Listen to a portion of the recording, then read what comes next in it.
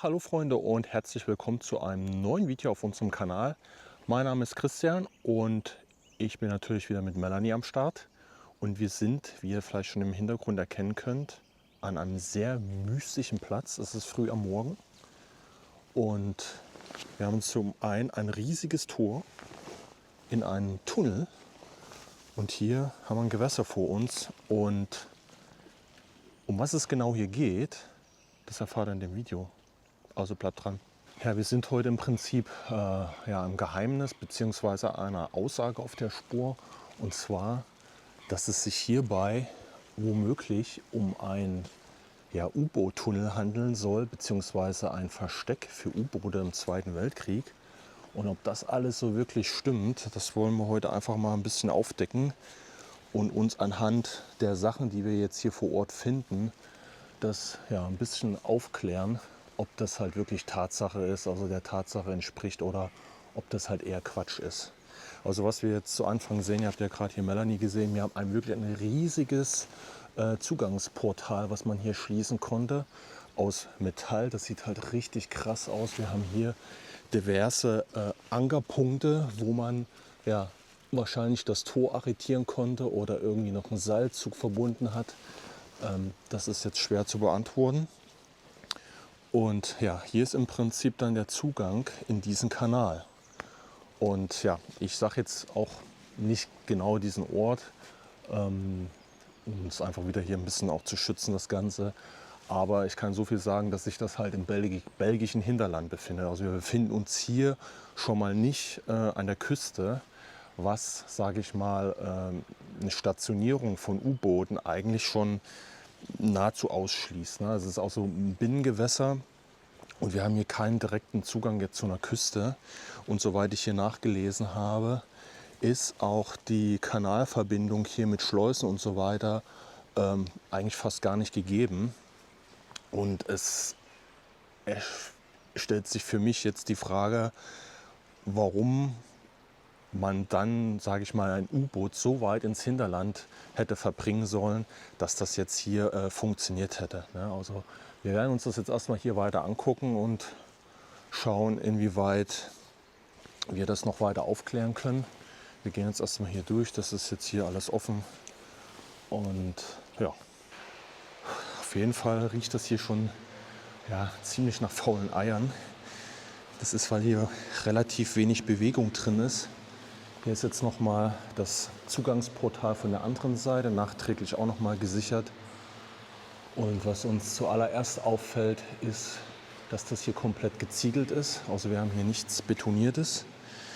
Und wir haben jetzt hier so einen Steg mit einem alten Gerüst, was ja zum Teil auch schon hier in den Kanal gefallen ist.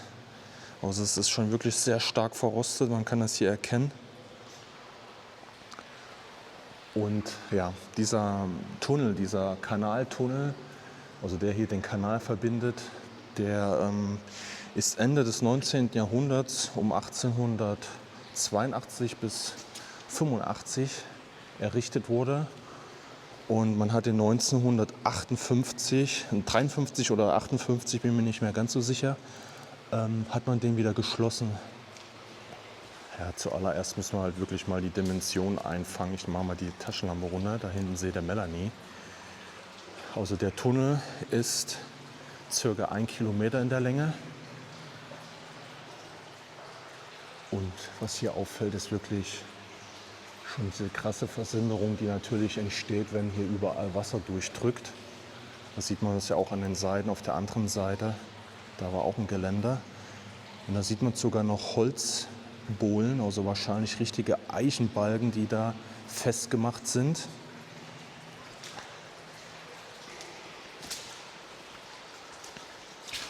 Aber es ist sehr, sehr mystisch hier.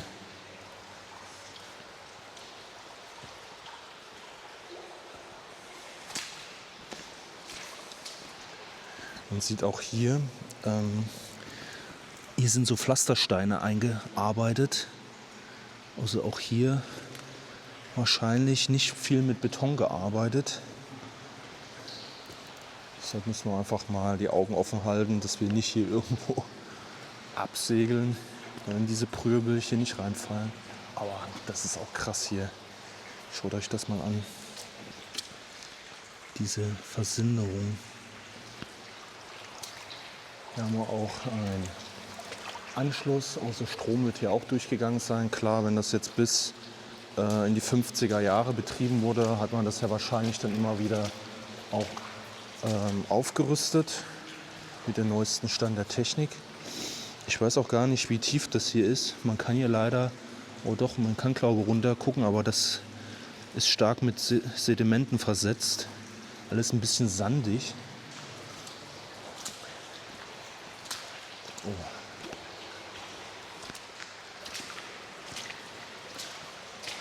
Boah, das ist alles mega feucht hier. Hier werden sich auch keine Fledermäuse oder sowas aufhalten. Das ist eigentlich fast ausgeschlossen.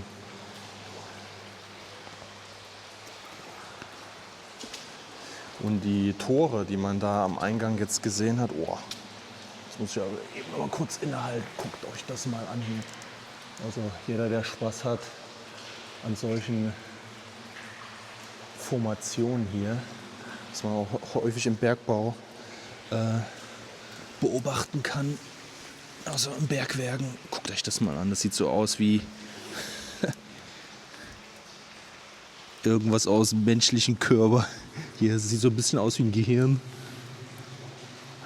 Oder hier vom Darm. Das sind krasse Formationen hier. Wahnsinn. Das sind so richtige Sinderbecken, wo sich das alles hier sammelt. Wahnsinn. Gucken wir so, dass wir so laufen, dass wir das hier auch nicht weiter zerstören. Das ist schon wirklich krass, weil das auch alles so lange braucht, ob sowas entsteht.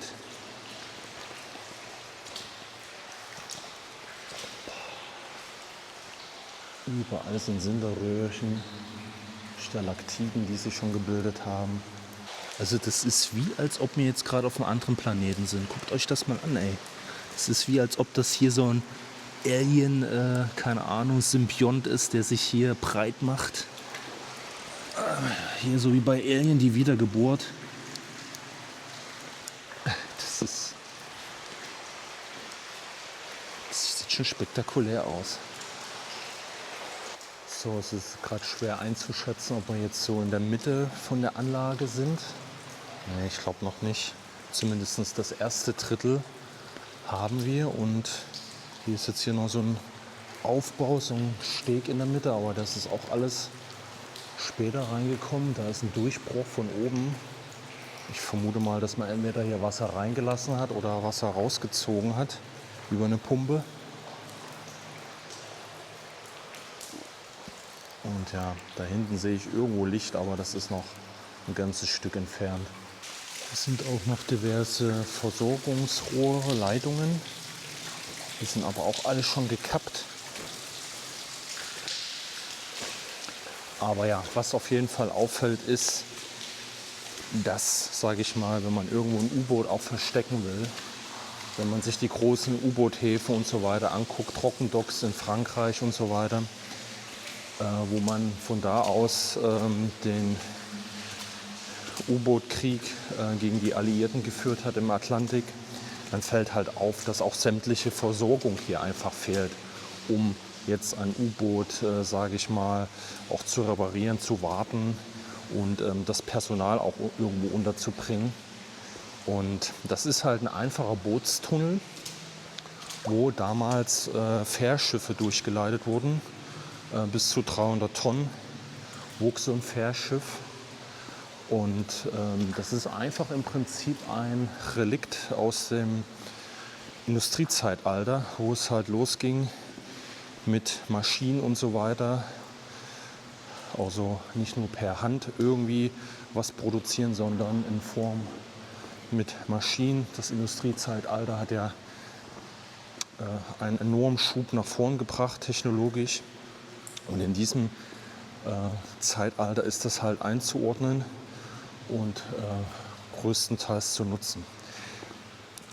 Aber was man natürlich auch sagen muss, ist, klar, die Deutschen haben im Zweiten Weltkrieg viele Anlagen verwendet, um ja, irgendwie Material unterzubringen.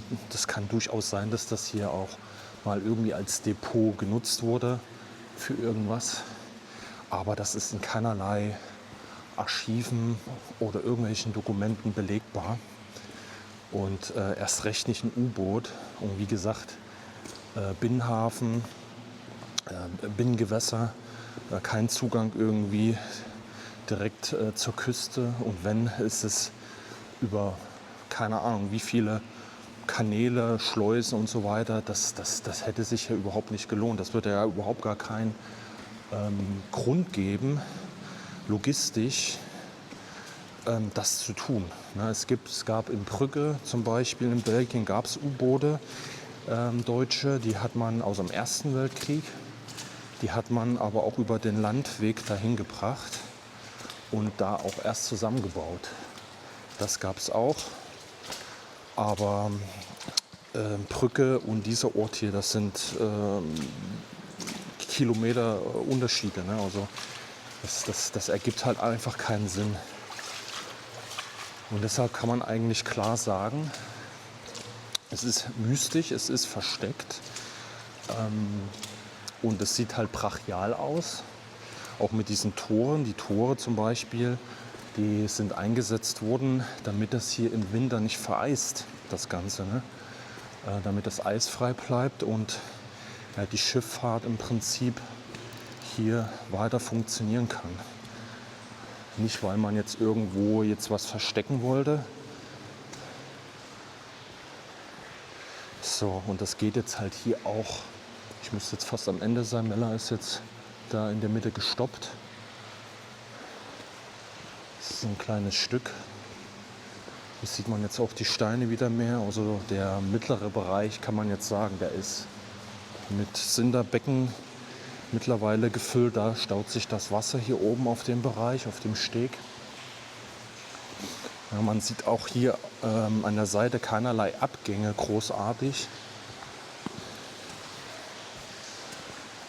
Also es ist wirklich nur, dass man das Schiff jetzt praktisch hier durchbewegt hat und hier sollte auch gar nicht irgendwie groß gestoppt werden. Und ich glaube, wenn man sich jetzt diesen Eimer hier anguckt,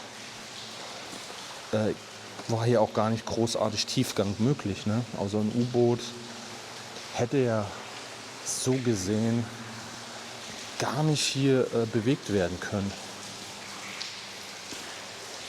So, hier ist es auch jetzt schon fast komplett verschlammt. Also das kann ja auch sein, dass man hier immer durchgehen musste und das halt von Sedimenten befreien musste. Aber so ein Fährschiff, sage ich mal, hat ja auch nicht so viel Tiefgang. Wenn man sich jetzt diese Binnenschifffahrt heute anschaut und die Boote, die haben in den Flüssen ja gar nicht so viel Tiefgang. Nur die können ja sowas passieren. Aber ein U-Boot ist halt ausgeschlossen. Da muss man auch kein Experte sein und das hier groß analysieren. Das ist einfach ein Quatsch. Okay, wir sind hier am Ende angekommen. Das ist die andere Seite. Hier sickert noch ein bisschen das Wasser durch, aber nur minimal. Und ja, somit haben wir den einmal komplett passiert. Jetzt ist es auch nicht mehr so krass mit den Stalaktiten. Und ja, das war es im Prinzip. Auch so ein langer Bootstunnel, kein U-Boot-Tunnel, den man wie gesagt hier für die Binnenland-Schifffahrt genutzt hatte, um ja, entsprechend Güter von A nach B zu bringen. Und das hat sich halt irgendwann nicht mehr rentiert. Und dann hat man das halt nicht mehr weiter verwendet und den Betrieb halt eingestellt. Ja, was sagt uns das letztendlich? Also nicht immer alles glauben, was irgendwo erzählt wird. Immer noch mal nachforschen, verifizieren. Manchmal werden einfach in anderen Videos viele Sachen aufgebauscht, damit es halt spektakulärer ist. Ich meine, auch so ist es eine spektakuläre Anlage hier. Also das sieht man nicht mehr so oft. Aber wenn man natürlich irgendwie so einen WW2-Hintergrund dahinter packt, dann ist das natürlich immer noch mal krasser und spektakulärer und so halb wieder das Bernsteinzimmer versteckt und was weiß ich nicht alles. Also ihr müsst da immer ein bisschen skeptisch bleiben. Also ich muss schon ehrlich sagen, mittlerweile wird das in diesen Videos, ich will da jetzt auch keine Namen nennen von anderen YouTube-Kollegen, es spielt eigentlich auch keine Rolle, aber es bringt, glaube ich, niemanden was, das so hoch zu bauschen. Also wir versuchen unseren Kanal halt bildungstechnisch, dokumentarisch auch einzuordnen. Klar ist es irgendwo eine Unterhaltung, aber ich finde, die Unterhaltung sollte jetzt auch nicht so weit gehen, irgendwas dazu zu dichten. Und mittlerweile ist es auch leider so, dass sich viele Menschen nicht mehr die Zeit nehmen, das zu hinterfragen. Die lesen halt irgendwo eine Passage von irgendjemandem, was null verifiziert ist, und halten das dann halt für bare Münze. Und das finde ich halt mittlerweile sehr, sehr schlecht einfach. Und ja, wir versuchen natürlich auch, wenn wir die Gelegenheit haben, so wie hier in dem Fall, das dann auch für euch aufzuklären, damit ihr wisst, was hier Sache ist und das so ein bisschen zu entmystifizieren. Ja, ich meine, es ist so, wie gesagt, ein mystischer Ort, alleine durch die Versinderung, der Kalk, der hier durchdrückt, beziehungsweise dass alles verkalkt wird. Und es wird ein mystischer Ort, auch ohne irgendwelche spektakulären WW2-Hintergründe mit U-Boot und was weiß ich nicht. Finde ich, ist das schon eine krasse Geschichte einfach, was hier im Industriezeitalter gebaut wurde. Und ist halt auch ein wichtiger Teil der Geschichte. Und das darf man nicht vergessen. So, wir werden jetzt erstmal rausgehen und ihr könnt ruhig noch weiter dranbleiben, denn wir wollen uns hier noch einen anderen Ort angucken. Dazu müssen wir aber erst noch ein bisschen fahren, der hoffentlich auch ganz interessant ist für euch. Und ja, also dranbleiben. So Leute, wie versprochen bin ich jetzt hier an dem nächsten Spot angekommen. Und ja, das ist hier höchstwahrscheinlich ein Truppenübungsplatz immer noch oder gewesen. Und hier sind wohl noch einige Fahrzeuge zu sehen. Aber ich hatte die auch mal in einem besseren Zustand gesehen, vor allen Dingen aufrecht. Aber das scheint jetzt hier nicht der Fall zu sein. Also hier haben wir einen LKW, das ist wahrscheinlich ein Volvo.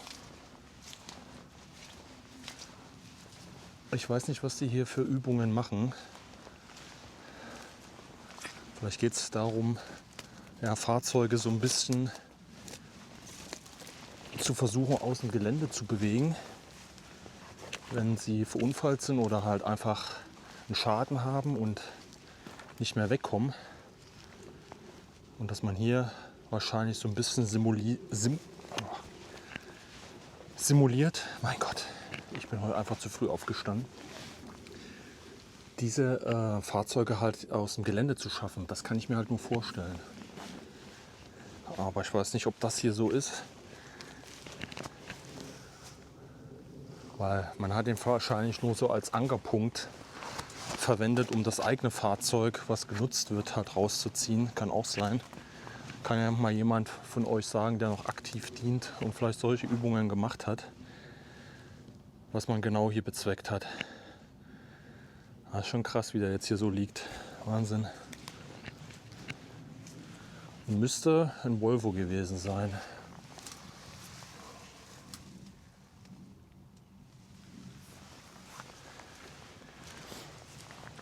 Naja, ich denke mal, ich habe hier genug Experten dabei. Ich will mir das auf jeden Fall einfach nur angucken, was jetzt hier im Einzelnen steht. Das können wir dann nochmal gemeinsam zusammen erörtern. Hier ist noch ein Typenschild.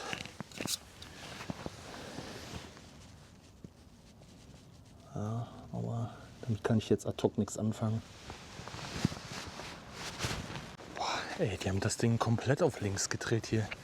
Die ganzen Fahrzeuge standen mal aufrecht. Ich kann jetzt auch gar nicht mehr sagen, was das jetzt für einer ist hier. Ob das ein Leopard 1 ist oder irgendein anderes Gerät. Das fällt einem irgendwie gerade noch mal schwerer. Aber es müsste ein Leopard sein. Die haben alles auf links gedreht, Leute. Die standen alle mal aufrecht. Und jetzt, ich weiß nicht, was die hier für Übungen machen. Aber das ist krass. Doch, das müsste ein Leopard 1 sein.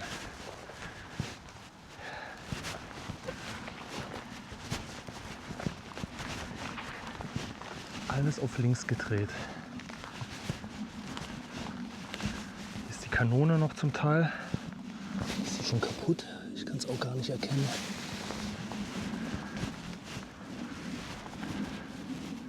Wahnsinn. Ja, hier das nächste Fahrzeug. Einfach jetzt hier in diese Grube rein manövriert. Also ich weiß es auch nicht. Keine Ahnung. Auf jeden Fall nutzt man die hier nicht irgendwie als Hartziele oder sowas.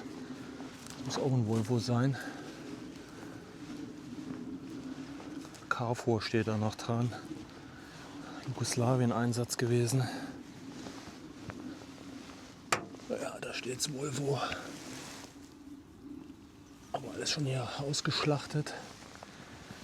Aber die werden halt von irgendwelchen großen Fahrzeugen, wahrscheinlich Panzern oder sowas, bewegt. Also die standen alle mal hier oben irgendwo. Aber hier sind die jetzt alle irgendwo reingeschoben oder auf den Kopf gedreht. Also merkwürdig. Hier auch. Guckt euch das mal an.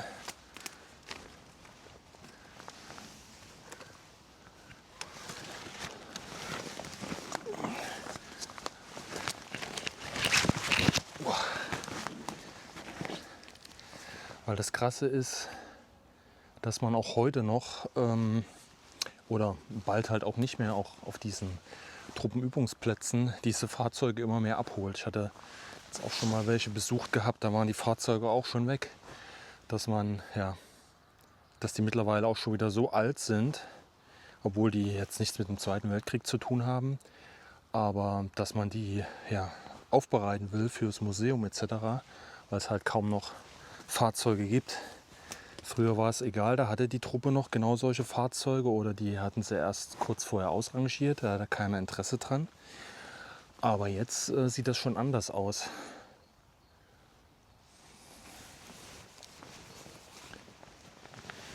Ihr seht auch, der ist komplett auseinander. Komplett auseinander. Also alles rausgenommen, alles ausgeschlachtet. Ja, und dann wird er hier irgendwie durch irgendwelche Maschinen gezogen.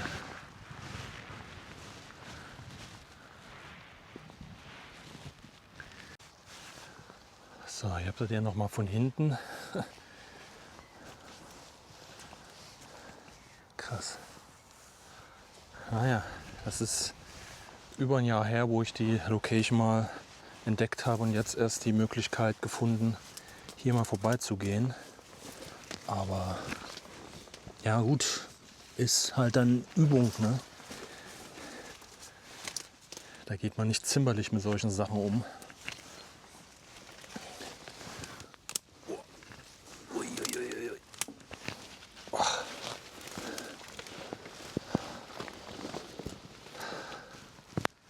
Krass. Aber trotzdem kann man hier noch viel sehen. Aber immer wenn ich so einen Panzer von innen sehe und man das Gefühl hat, alle Schotten sind dicht und man fährt mit so einem Ding ins Gefecht.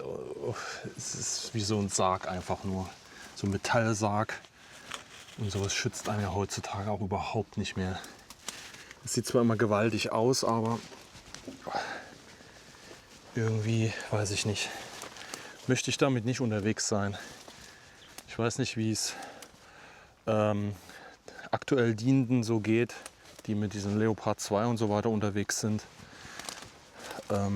Was die so für ein Gefühl haben, ob die sich sicher fühlen.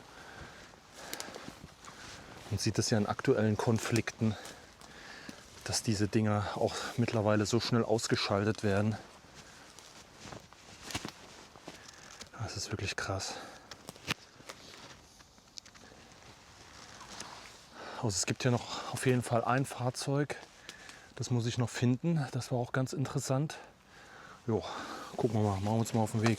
Aber es ist auf jeden Fall spannend, aber es ist irgendwie erschreckend, wie die Geräte so auf links gedreht wurden. Ne? Weil es ist ja mittlerweile, wie gesagt, halt alles Gerät, was gar nicht mehr hergestellt wird. Ne? Und dann tut es einem so ein bisschen immer weh, wenn man sieht, wie damit umgegangen wird. Aber klar, man muss halt auch irgendwie üben. Ne?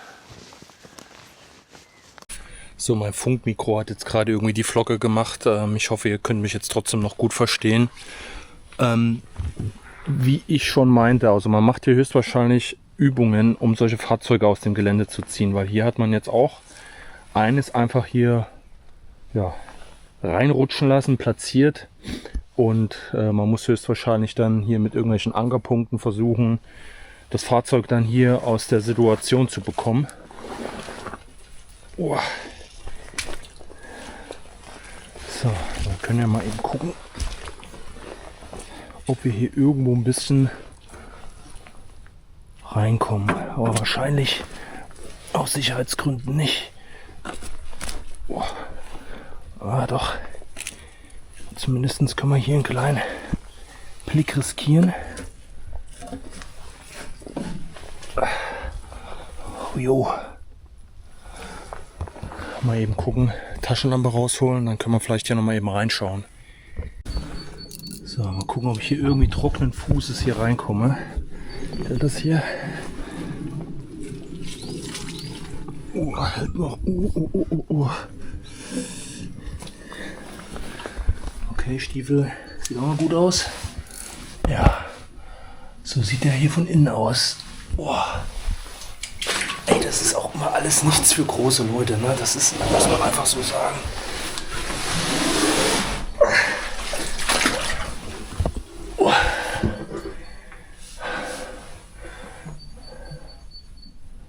Hab das ganze Fahrzeug nochmal von innen. Mal gucken, ob ich meinen Rucksack hier mal eben kurz loswerde.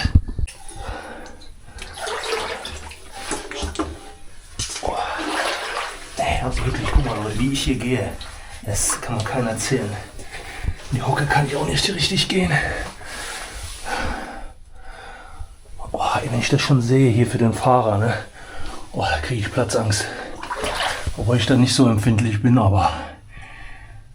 Ach, du grüne Neune, das ist wirklich... Das ist Wahnsinn. Oh. Oh.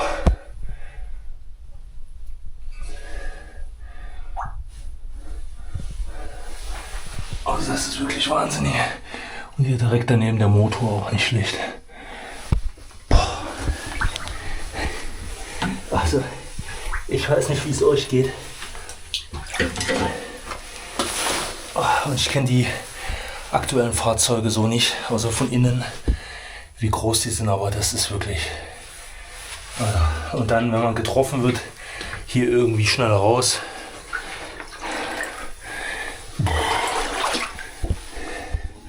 Nö, also das wäre auch damals zu meiner Bundeswehrzeit, glaube ich, nichts für mich gewesen.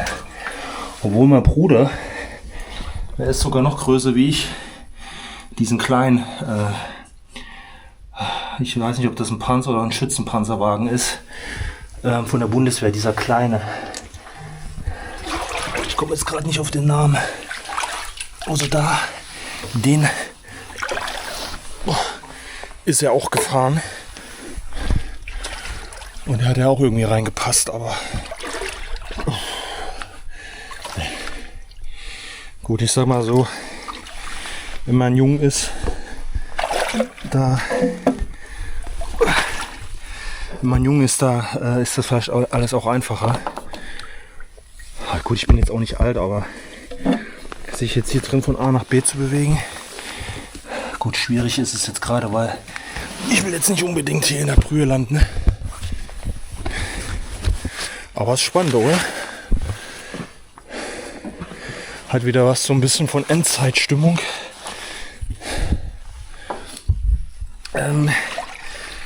Jetzt bin ich auch gerade, das wollte ich eigentlich hier nochmal nachgucken, was das hier für ein Typ ist. Das muss auf jeden Fall ein amerikanisches Modell sein, außer von den US-Amerikanern. Ich habe da jetzt auch nicht alle Fahrzeuge da auf dem Schirm, aber ich meine, dass das sogar heute noch, habe ich zumindest schon mal in Videos gesehen, im Ukraine-Krieg einsetzen. Ist das nicht so ein M113 oder sowas? Ja, jetzt gefährliches Halbwissen. Ich könnte jetzt auch vorher nachgucken und euch das jetzt eben erzählen. Ich kann es auch einblenden. Aber ja, auch interessant ist dieser Bügel hier oben. Das ist wahrscheinlich so eine Art Überrollbügel, kann das sein? Ich will jetzt hier auch keinen Scheiß erzählen, Leute. Ich zeige euch das hier, weil ich hier unbedingt nochmal vorbeifahren wollte. Aber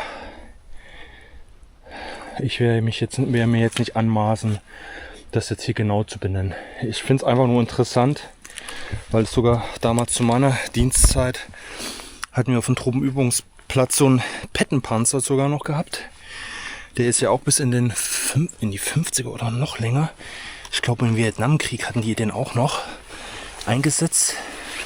Aber mehr hatten wir dann in der Hinsicht jetzt nicht da stehen gehabt. Und letztens war ich auch auf dem Truppenübungsplatz und da sollte auch noch ein Petten stehen, aber der war dann auch weg. Das meine ich halt, dass diese Objekte dann halt auch, wenn jemand Spaß und das Geld hat, dann entsprechend ankaufen und dann wieder restaurieren. Ne? Krass. So Leute, das soll es dann an dieser Stelle auch mit dem Video gewesen sein. Ich hoffe, ihr hattet Spaß mit dem Video und wir konnten euch einiges zeigen und vielleicht auch erklären. Gerade das mit den ominösen, mysteriösen U-Boot-Stellplatz aus dem Zweiten Weltkrieg der Deutschen in Belgien war mir auf jeden Fall ein wichtiges Augenmerk, das nochmal aufzuklären, weil sich sonst solche Fake-Nachrichten auch unheimlich schnell verbreiten. Und ja, diesen kleinen Abschluss hier mit dem Truppenübungsplatz und den ganzen Fahrzeugen war jetzt nochmal ein Sahnehäubchen. Ich weiß nicht, wie ihr das findet oder ob ihr überhaupt so Interesse an diesen Sachen habt. Aber es ist ja auch ein Teil der Geschichte. Und ja, man sieht das halt auch nicht überall. Ne? Ja, schreibt uns gerne was hier in die Kommentare rein. Abo nicht vergessen, ist vollkommen kostenlos. Like da lassen und dann würde ich sagen, wir sehen uns im nächsten Video. Macht's gut, ciao.